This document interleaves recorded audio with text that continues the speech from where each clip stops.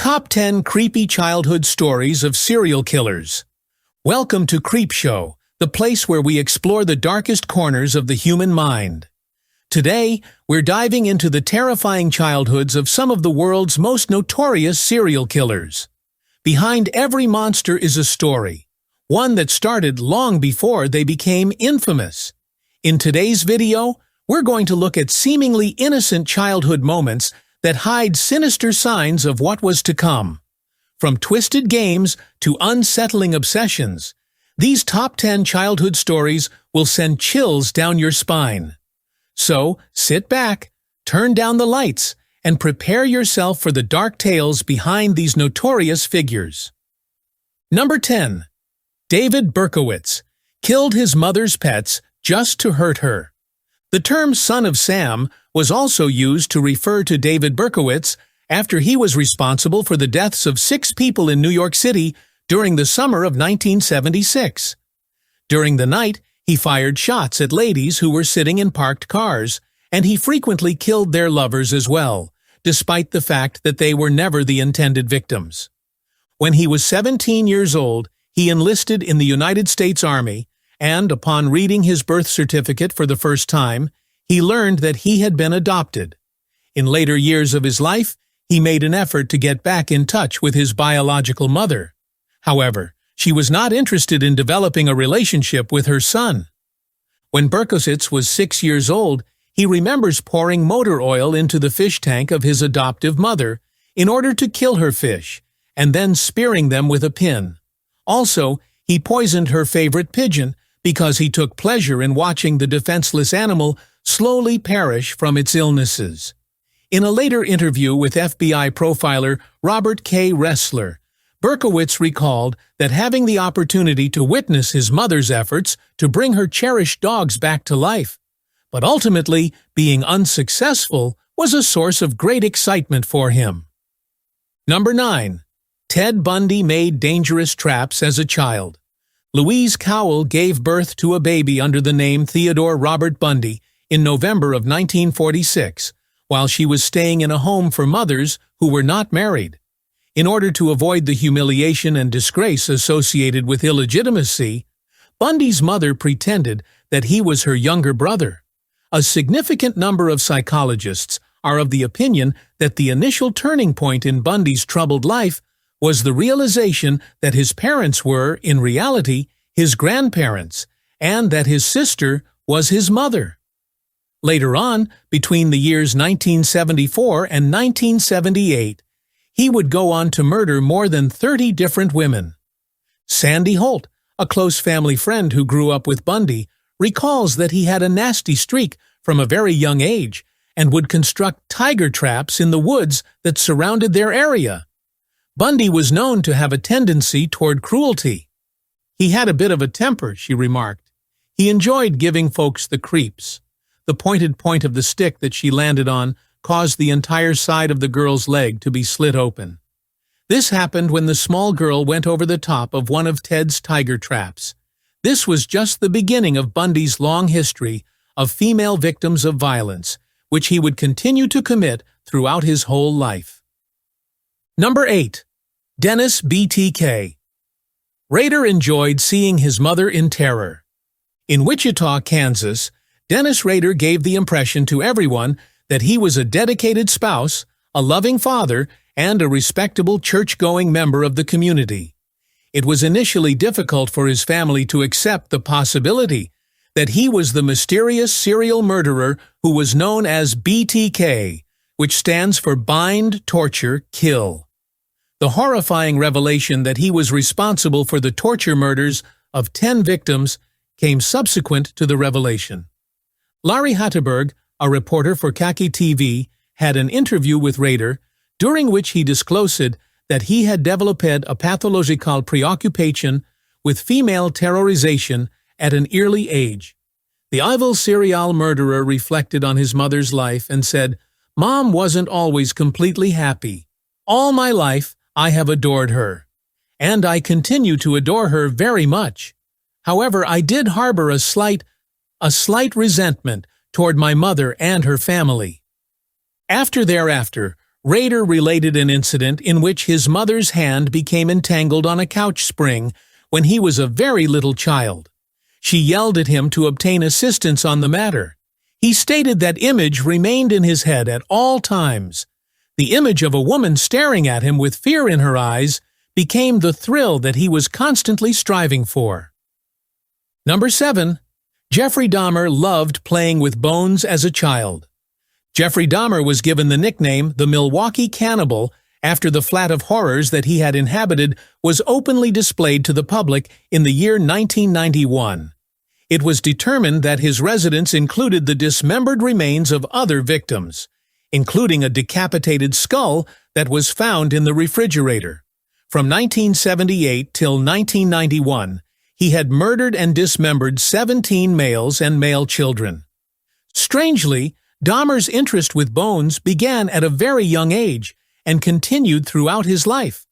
According to the memoir titled A Father's Story, which was written by his father, Lionel Dahmer, when Jeff was 4 years old, I noticed a smell that very clearly came from beneath the house.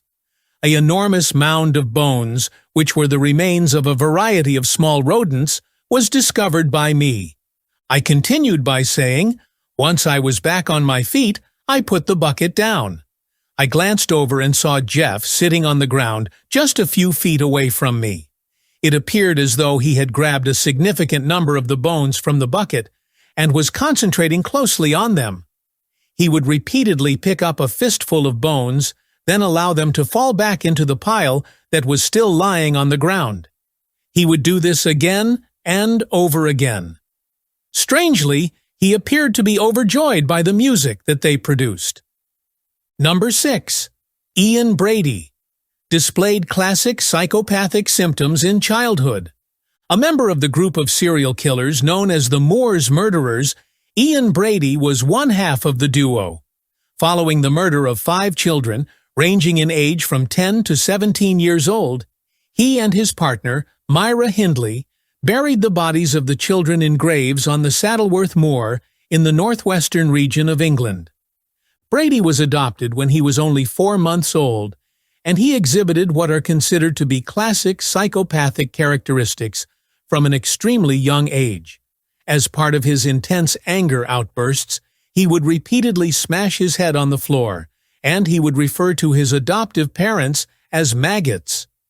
Both of these behaviors were extremely disruptive. When he was 10 years old, he started beheading rabbits and burning cats alive for his own twisted pleasure. He had started killing animals for his own twisted pleasure. Brady and Hindley were finally apprehended when they attempted to convince a buddy, David Smith, who was 17 years old at the time, to join them on their murderous spree.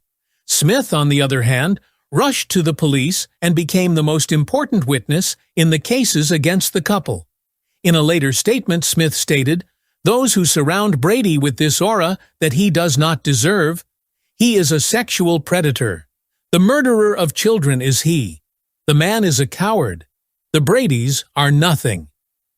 Number 5. Young John Wayne Gacy. Set turkeys on fire.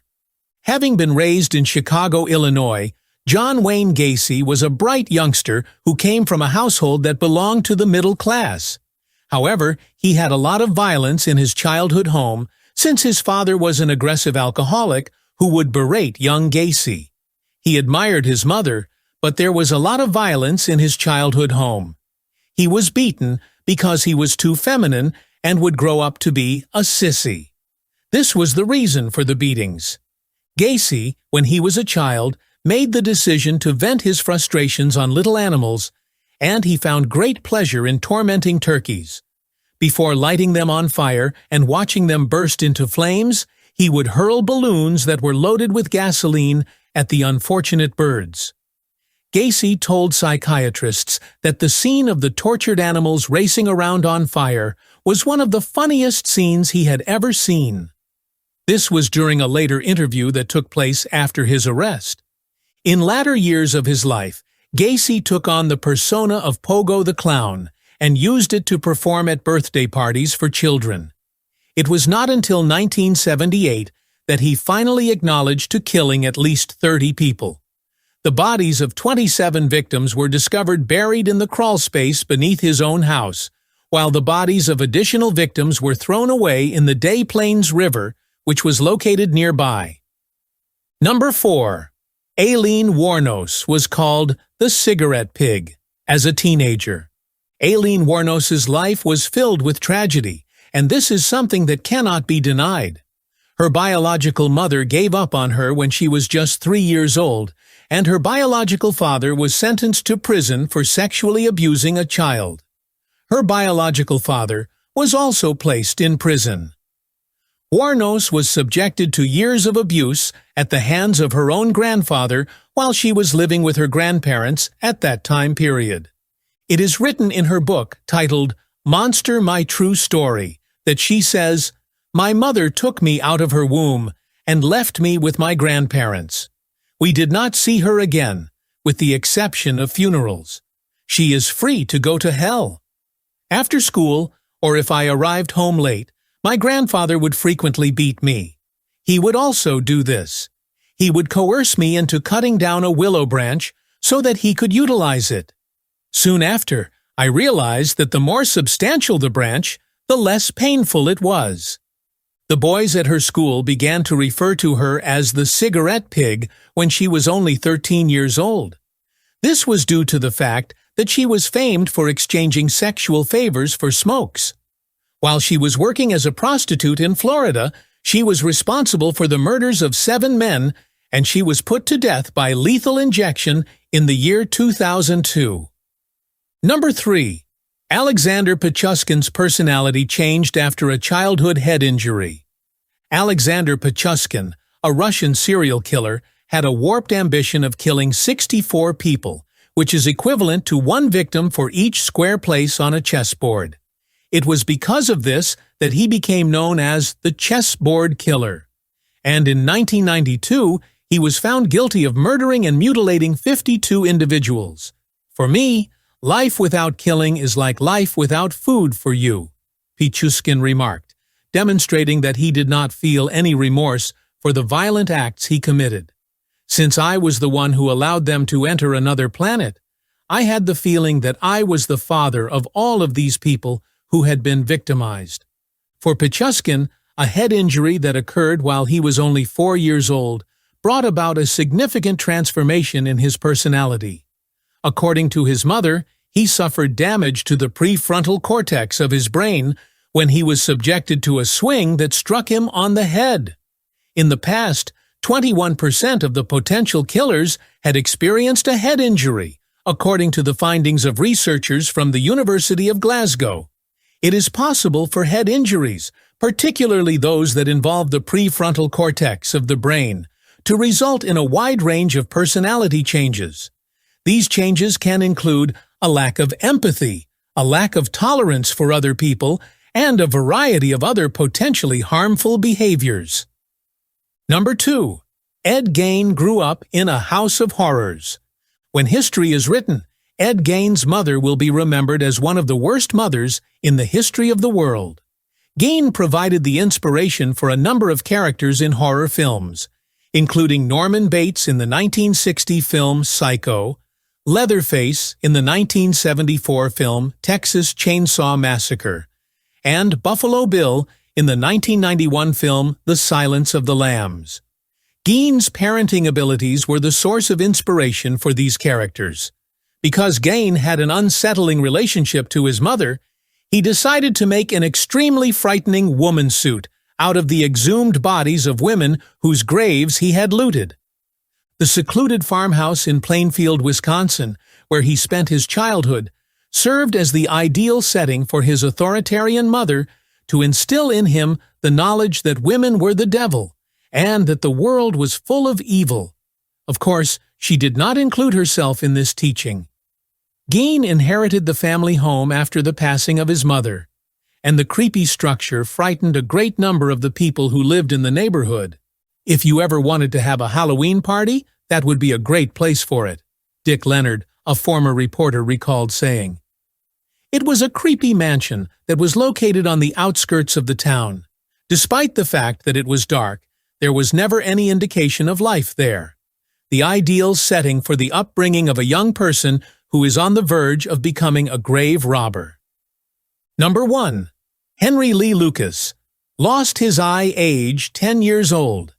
During the course of his interviews with the Texas Rangers, Henry Lee Lucas was given the nickname the Confession Killer, due to the fact that his extraordinary allegations that he had murdered more than 100 victims were considered seriously at one point. The actual number of victims is thought to range anywhere from 3 to 41 individuals. However, this has never been verified. Lucas, who was born in Blacksburg, Virginia in 1936, endured a difficult existence at the hands of his violent mother, who punished her son both physically and psychologically. Lucas came from a difficult family. He remarked, "I had a lifelong hatred for it. What I like to refer to as the dog of the family was how I was treated. I suffered a beating. I was designed to carry out activities that no human being would ever desire to carry out." In order to coerce him into watching his mother having sexual encounters with a number of her partners, his mother disguised him up as a girl. At the age of 8, she used a wooden plank to strike him so severely over the head that he was put into a coma for a period of 3 days. 2 years later, his brother stabbed at his eye, and because the wound was not treated, it became infected and had to be removed permanently. Both of these events occurred within the same time period. Taking a look at photographs taken of Lucas when he was a boy, and noticing that he had a glass eye, provides a clear indication of how terrible the world was to him. Those were the top 10 creepy childhood stories of infamous serial killers, proving that evil often shows its face long before the world takes notice. If you enjoyed this deep dive into the shadows of human nature, make sure to hit that like button and subscribe to Creepshow for more chilling content. Don't forget to tap the bell icon so you never miss a video that might just keep you up at night. Have your own creepy theories or stories to share? Drop them in the comments below. We'd love to hear from you.